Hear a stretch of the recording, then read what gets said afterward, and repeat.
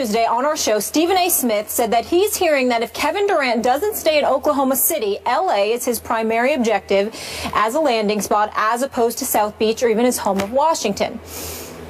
Kevin Durant responded to this on Friday. Here's what he said.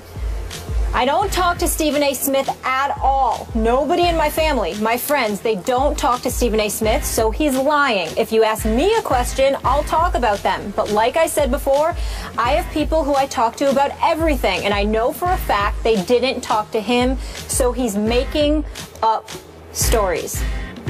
Stephen A., waiting to hear what you had to say about this all weekend. I know a lot of people are. What's your response to this? Well, my first response, Molly, Skip, is that I'm incredibly happy that this happened on a Friday after First Take, because I will openly confess to you that had I had to come on the air that next day after reading somebody questioning my credibility and my character, I can promise you it would have been very bad. Kevin Durant is the one that's lying. I have interviewed Kevin Durant. His rookie year, I interviewed him at his home in Seattle. I interviewed him years ago when we were in Orlando for SportsCenter. I've talked to him on several occasions, literally within the last year, where we've run across one another at an arena.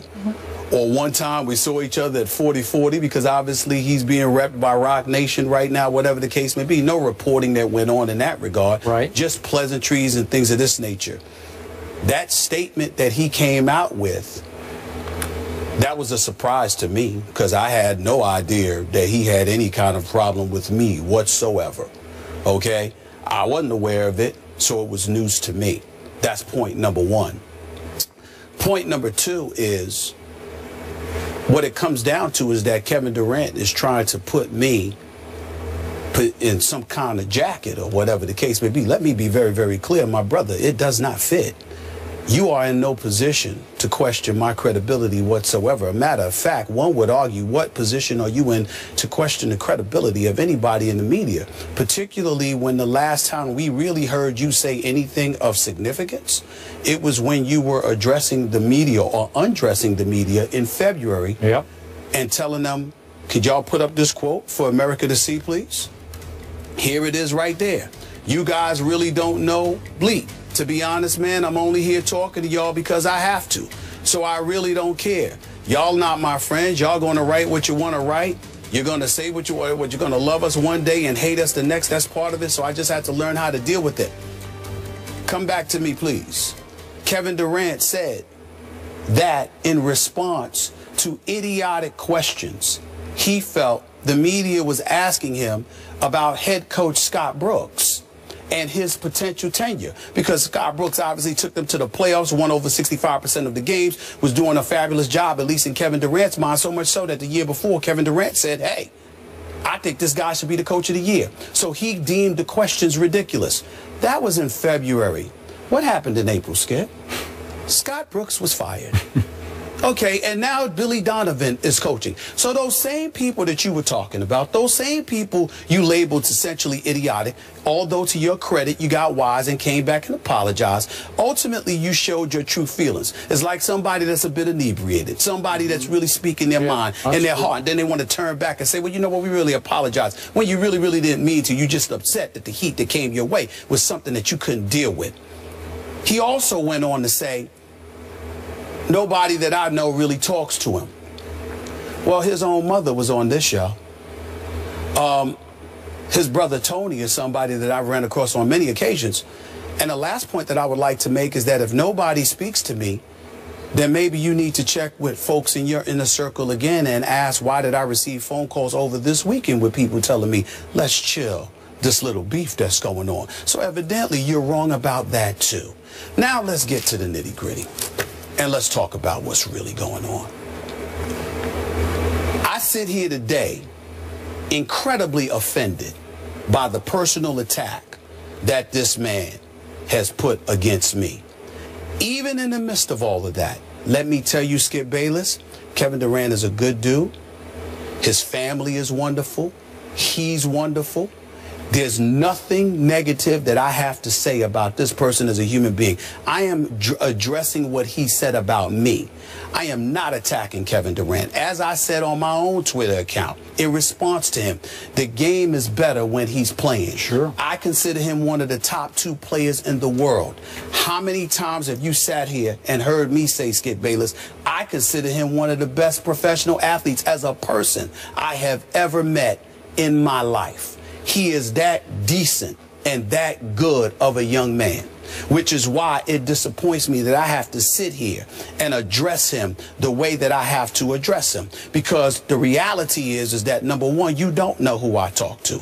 Number two, if I'm so wrong, why haven't you not signed an extension with the Oklahoma City to stay for years and years to come? Is it not you that alluded to how you're willing to entertain free agency? Are you trying to tell me you're not going to consider the second largest market in the United States of America, particularly with Kobe Bryant scheduled to depart? And it's clearly a home that Russell Westbrook, who starred at UCLA, might not mind going to a year after you go, if indeed that were the case. All of these things that I said make absolute sense. At no time did I say that I spoke to Kevin Durant. At no time did I say that I spoke to people in this inner circle. I recall an individual by the name of LeBron James who wasn't speaking to anybody, but who broke the story that he was going to South Beach. Since when do I need to sit there and speak to people that you deem trustworthy individuals to find out what is going on with you? Which brings me to the issue that I unapologetically, not shy about it, and more than willing to address. Let me say this, because I know that we as reporters don't like to say this because it comes across as, you know, a bit boisterous or whatever the case may be. I'm sorry, Skip Bayless. My career spans 20 plus years. How many reporters do you know has broken as many stories as I have? All of these folks that want to talk about me, Washington Post picking up the story, USA Today picking up the reputable publications. I'm not calling out anybody. I'm just addressing people who are willing to call me out. Are we willing to put my resume up against the people who talk about me? I welcome that. I know it's not popular to say, but this thought process that says, hey, well, you know what? He's just somebody who runs his mouth. I don't show up at NBA arenas. I'm not on the road. I'm not inside of those locker rooms. And more importantly, what I would like to ask Kevin Durant and some of the brothers who talk behind my back in the NBA that probably put him up to something stupid like this, let me ask a question. Do you really want me to come out of this seat and go back on the scene? Do you really want to see me in an NBA arena? Because I can assure you I find out more in 10 minutes than I can get from 50 phone calls. I have proven it. Now, we can sit up here, we can debate all day long till the cows come home. I am a black man on national television with a big mouth. And I will still stand up here today and I will put my resume spanning 22 plus years up against anybody in this industry. We really want to go here? We really want to start something with me? You sure about that? I just want people to think about that, because what I'm saying is this. How many times, Skip Bayless, have you seen me over the years sit here and say to me, we ain't getting into people's personal life. We ain't going there. We ain't touching. We just talk about their game. Russell Westbrook is a great guy. LeBron James is a role model extraordinaire. Kobe Bryant has overcome a lot of things. He's one of the greatest professional athletes I've ever seen. I don't just love Kobe, I revere him, regardless of how he feels about me at this moment in time, because he didn't like what folks were saying about the whole LaMarcus Aldridge fiasco. Is there anything else that I can say about Dwayne Wade, about how great of a person that I think he is? Steph Curry, you know, Chris Paul, the list goes on and on and on. But the level of sensitivity that Charles Barkley and so many others have alluded to is growing quite alarming.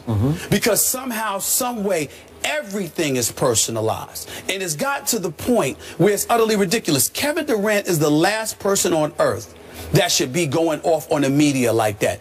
Not that he's done anything wrong, because the guy is a great person. And I still stand here and say that at this moment in time, the NBA is better when Kevin Durant is around. Okay. He's philanthropic, his charitable donations, American Red Cross, the list goes on and on. He's a phenomenal person, not just a player. But the guy and the sensitivity that these guys display The way they are on attack, somebody needs to tell them, it's time you pump the brakes. We don't have to talk to you to talk about you. You want to start something, that's just not the wise thing to do, especially when you have no validity. I am going to repeat. I said, if Kevin Durant decides to leave OKC, I'm hearing that LA is a prime spot that he is considering. Not to say he's not considering DC, Miami, New York, or whatever. That's what I heard. I'm not lying. If I were wrong, Kevin Durant would have signed his extension with OKC. Okay? You being represented by Rock Nation. I know these boys.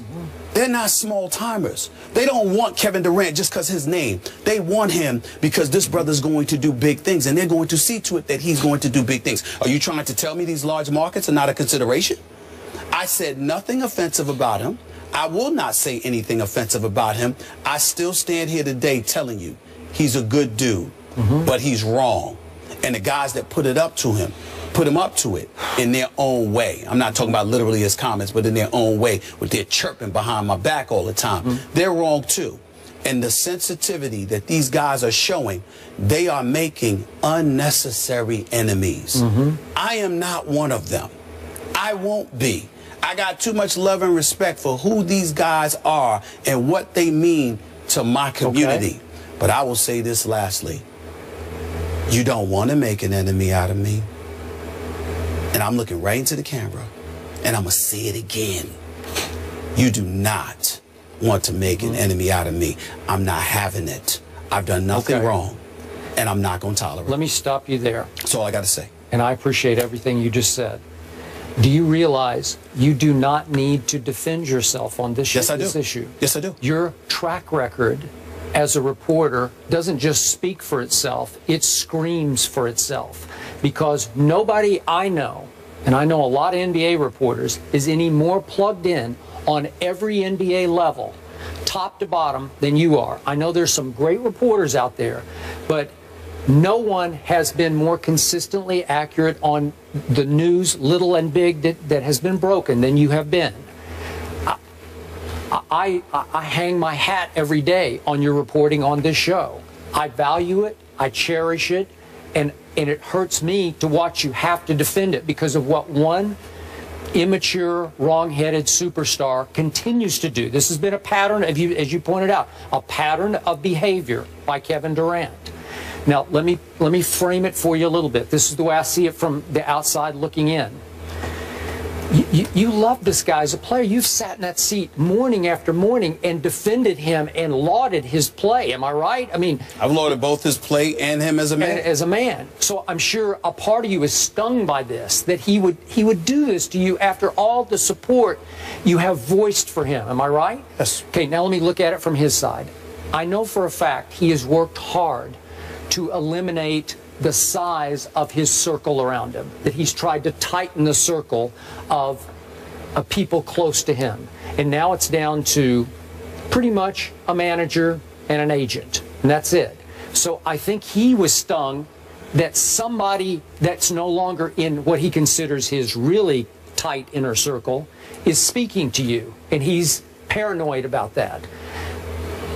It doesn't matter, because you know a lot of people who know a lot of people, and I have no doubt that what you said is dead on and has been operating somewhere in Kevin's thoughts. It just put him in a little bit of an awkward position, but he could have handled it if he would just grow up. He could say, look, my heart's in Oklahoma City. I have no plans to leave here. Respect what Stephen A. says, but right now that's way off base because this is what I'm going to do. There's a way to handle that that would make you, it wouldn't put you in an awkward spot, because when you use the operative word, he's lying, I know that's going to push the deepest hot button in you, because now your integrity has been called out and questioned. Remember this about Kevin Durant. He is playing under the most protective anti-media bubble in all of the NBA. erected by the Oklahoma City Thunder. Am I right about that? Yes. They're so out of bounds in how they're teaching these kids to deal or not deal with the media, because the media can be their friend. Most of those reports, the great story was done last year that we talked about on the Oklahoma City media and all the paranoia of the franchise. I don't know why it is, but it has now infected both, I think, Kevin Durant and Russell Westbrook and how they deal with the media. Is that fair to say? To some degree, it appears that way. Yeah, it appears that way. So I relate to you because you remember it's been, what, 5 years ago? Listen, there was no bigger Durant fan in the media than I was when he was a freshman at Texas. We're going back to our cold pizza days. I used to every day say, this Kevin Durant is going to win scoring titles, plural, in the NBA. And the people I was debating would laugh and scoff at me. And then they lost by 21 in an early NCAA game to USC, Nick Young and company. And everybody said, you're going to be so wrong about this. And I continued to fight for my guy, Kevin Durant, until what happened? He turned on me as soon as I started criticizing his buddy Russell Westbrook for shooting a lot of Kevin shots. What did he tell the Oklahoma City media? Skip knows nothing about basketball. And it hurt me. It hurt my heart. I told you that on air. Like, what are you doing to me? Why me? Why would you bite the hand that's been feeding you? And then I said it again after what he did at the All-Star weekend. You're biting the hands that fed you the MVP. These same guys who voted you the MVP, you're telling them they don't know anything about basketball? That's so wrong-headed. It's so out of bounds. It's so immature. But Kevin wants to control the media. So now he's been named deputy publisher of this Players Tribune. Yes. You know, like, so that's, he thinks now he can just go to the Players Tribune and write and say whatever he wants to say, and he can control that.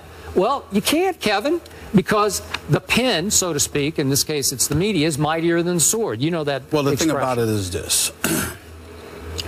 It's sad because Kevin Durant, I'm just sitting there and I'm like, who's bothering him? Who is bothering him?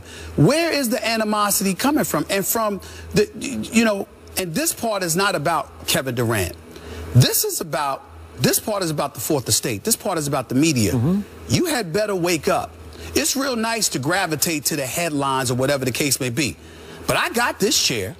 I get to respond. You do. And not only am I speaking up for myself, I'm doing something that's not done for me often. I'm speaking up for my contemporaries. My contemporaries religiously leave me to hang out and dry.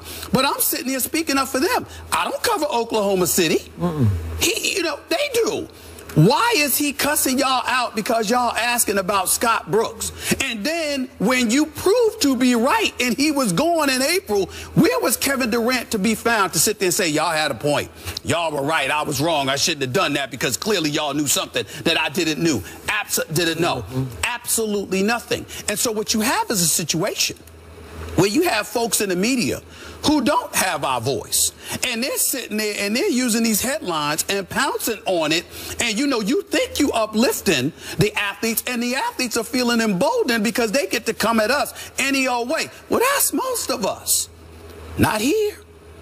I'm not trying to, shoot, I know how potent you are.